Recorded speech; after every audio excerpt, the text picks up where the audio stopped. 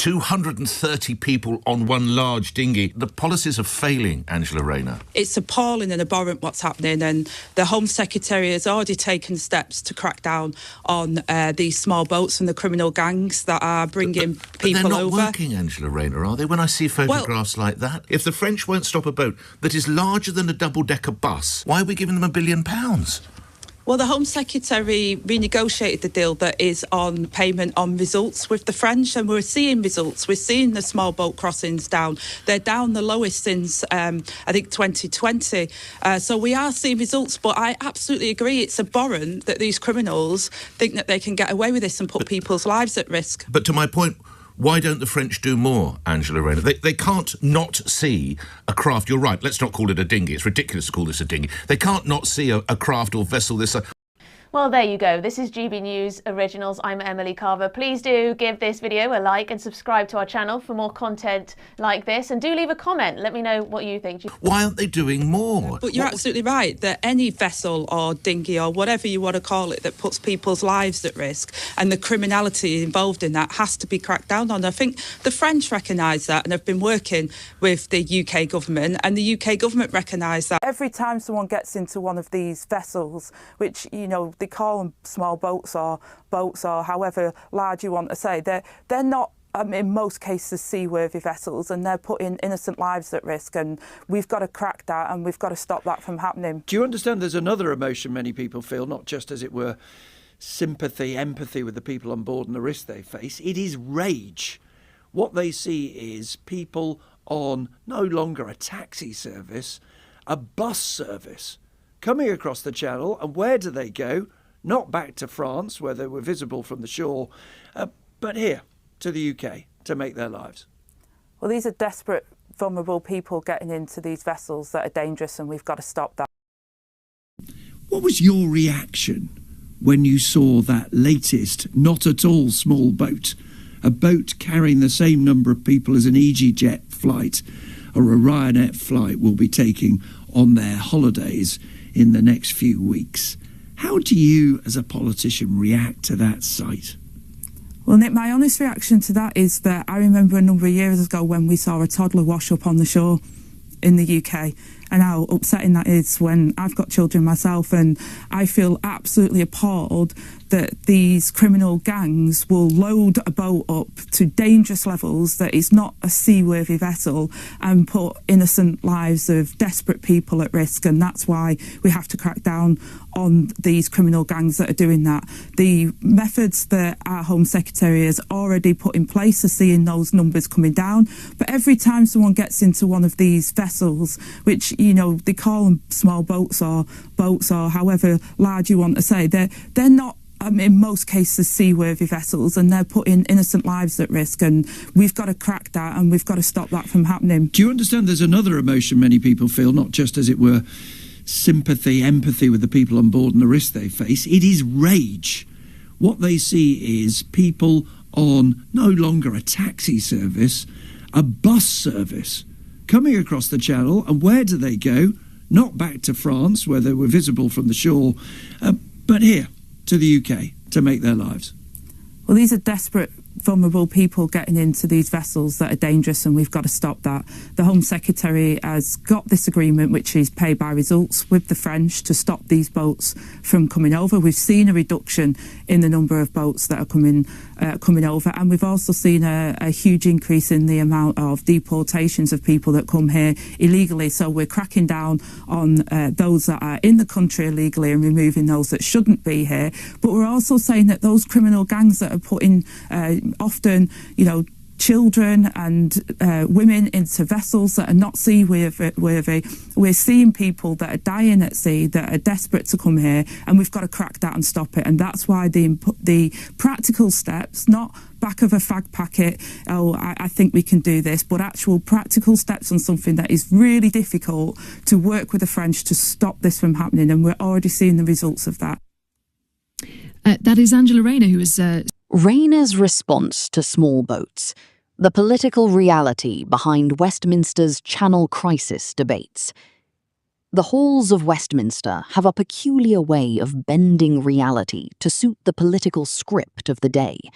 Yet, every so often, The narrative snaps under the weight of plain, undeniable facts.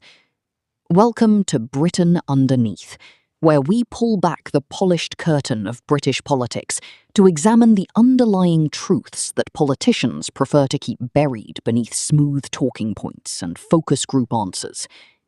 Take a breath, stay informed, and if you value straight-talking political analysis that cuts through the noise, this is exactly the channel for you.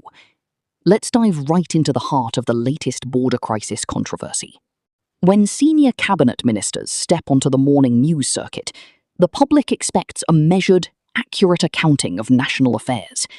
Yet, during a recent high-profile broadcast interview discussing the steady arrival of small vessels across the English Channel, Housing Secretary Angela Rayner offered an assessment that left political observers doing a double take. Confronted with public frustration over a large single vessel carrying over 200 people into British waters, the Deputy Prime Minister chose to frame the crisis around vulnerable women and children fleeing danger. On the surface, it sounds compassionate, carefully pitched to soften a deeply contentious issue. In reality, official Home Office statistics paint a rather different picture.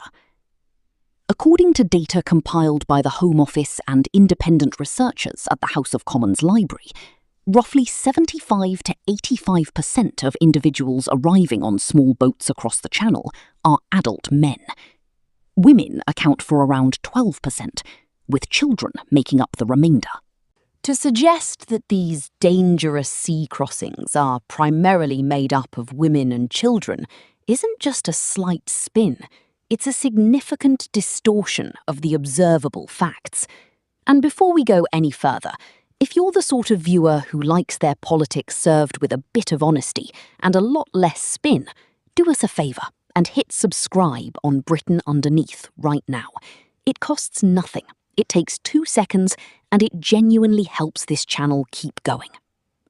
When political leaders present a narrative that runs directly against government data, it raises an important question.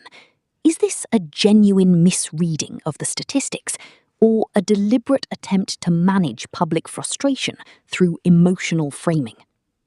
The situation becomes even more curious when we look at the historical references used in that same defence.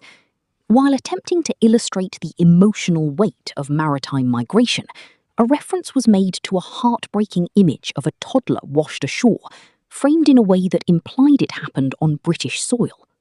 Yet anyone with even a passing memory of international events will recall that the tragedy in question took place on a Turkish beach years earlier, an event that rightly shocked the world but had no geographical connection whatsoever to Kent or Dover.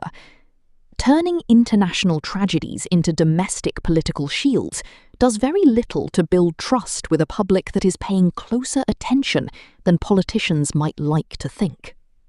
The core issue driving public frustration isn't a lack of compassion for human suffering.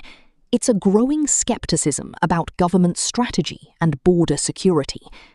For years, successive administrations have promised decisive action, yet the system governing the English Channel appears to remain permanently reactive rather than proactive. The current government points to results-based agreements with French law enforcement and a rise in intelligence-led operations against trafficking networks as proof of progress. Ministers are quick to highlight overall reductions in yearly arrival numbers compared to peak years. But when a single, large vessel, capable of carrying hundreds of people, can still cross one of the busiest shipping lanes on Earth without being intercepted until it reaches British waters, public confidence takes a natural hit. If this kind of grounded, fact-checked breakdown is what you come here for, then you already know what to do. Subscribe to Britain Underneath so you never miss the next one. We're building a community of people who'd rather hear the uncomfortable truth than a comfortable soundbite, and we'd love to have you properly on board. The wider debate hinges on a fairly straightforward legal and geographical reality. France is a safe, well-established democratic nation with a strong legal system, a functioning asylum process, and comprehensive social protections. Under widely accepted international norms, people genuinely fleeing conflict or persecution are able to claim protection in the first safe country they reach. When individuals choose instead to bypass several safe European nations, pay considerable sums to organised smuggling networks, and risk their lives crossing one of the world's busiest waterways, the motivation understandably shifts from urgent safety seeking to choosing a preferred final destination. Pretending otherwise doesn't serve honest political discussion.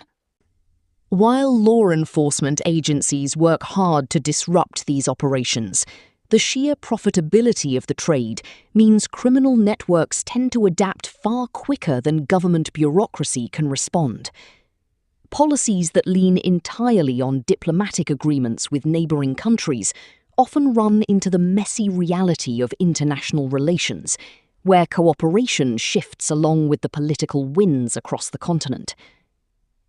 Meanwhile, the financial pressure on the British taxpayer keeps building. The cost of processing, housing, and supporting people who arrive via unauthorised routes runs into billions of pounds every year, adding strain to public services at a time when the NHS, housing, and local infrastructure are already stretched thin.